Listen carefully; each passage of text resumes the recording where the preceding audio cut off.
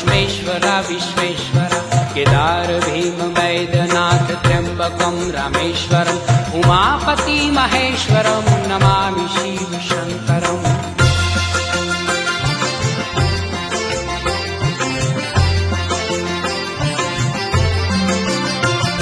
प्रसन्नः परं पितायनुपदानदायितं